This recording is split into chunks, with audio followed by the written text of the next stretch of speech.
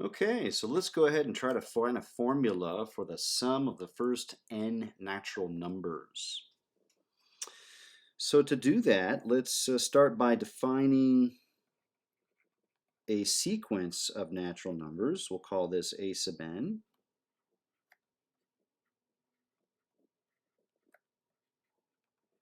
Okay, easy enough. Okay, now let's define another sequence of partial sums. Okay, so the first partial sum is 1, second is 1 plus 2, which is 3. Third partial sum, 1 plus 2 plus 3, so 6, and then of course plus 4, so 10, plus 5, so 15, plus 6, so 21, and so on and so forth.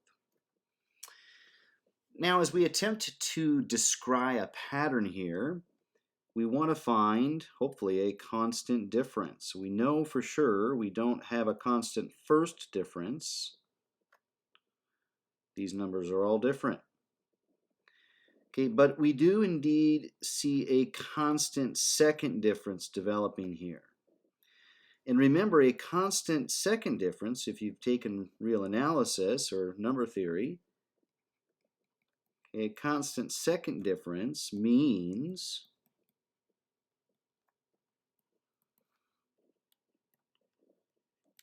that we have a quadratic relationship. Okay, that's what we mean. That's what we have, rather. Okay, and a general quadratic relationship can be defined as an squared plus bn plus c.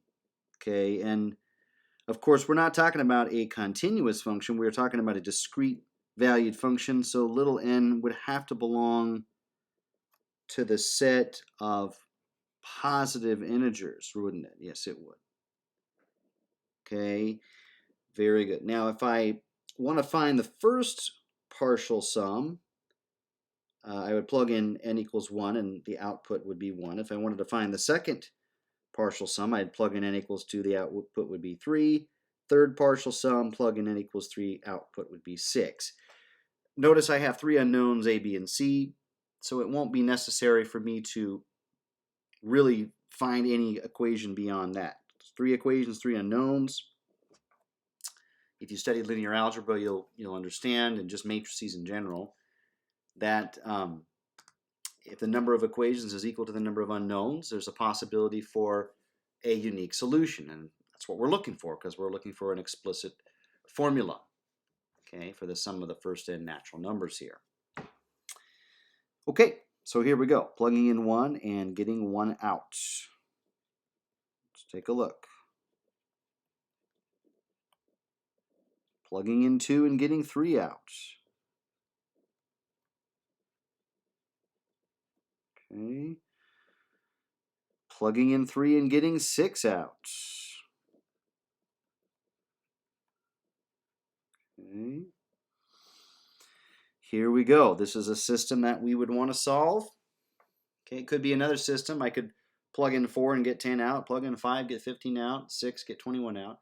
But I would simply have redundancy and linear dependence. There's no need to define or to establish, I should say, a separate equation beyond the three we have. Okay, so this is going to simplify to, we're going to have here a plus b plus c equals 1. We're going to have 4a plus 2b plus c equals 3. And we're going to have 9a plus 3b plus c is equal to 6. Okay. Now we could use a number of methods to solve this system of equations. Gauss-Jordan elementary rule operations come to mind. Cramer's rule comes to mind. Straight up elimination comes to mind. I suppose I'll use a variant of elimination. I'm going to solve everything for c. And as you will see, that will eliminate the need for c entirely. So I'm going to set c equal to c equal to c, reducing it to a two-variable, two-equation system. Okay, So subtracting a and b from both sides of equation 1, we're going to have c equals 1 minus a minus b. For the middle equation, we're going to have c equals 3 minus 4a minus 2b. Bottom equation, we have c equals 6 minus 9a minus 3b. Okay, and now we can go ahead and reduce this to a 2 by 2. That is to say, 2 equations, 2 unknowns. Setting the top equation equal to the middle equation, we have 1 minus a minus b equals 3 minus 4a minus 2b. Setting the bottom equation equal to the third equation, we're going to have 1 minus a minus b equals 6 minus 9a minus 3b. I could, of course, set the second equal to the third, but I don't need to because I have, again, 2 equations, 2 unknowns, which will produce a unique solution if there indeed is one. And I'm assuming there is one if there's a relationship here, a definable relationship, and therefore a formula for the sum of the first n natural numbers. Okay, so what can I do? Well, I can go ahead and subtract the bottom from the top now, can't I? These will basically all go away. I'm going to have 0 on this side. 3 minus 6 is negative 3. Negative 4a minus negative 9a is the same thing as negative 4a plus 9a. And that is going to be 5a. Negative 2b minus negative 3b is the same thing as negative 2b plus 3b, which is plus b. Okay? All right. Well, this gives me another equation in terms of a and b. So what I'll do here is go ahead and solve one of these for a and b, get it into standard form, and then we'll solve that system. Okay, so adding 4a to both sides on the top, adding 2b to both sides on the top, and subtracting 1 from both sides.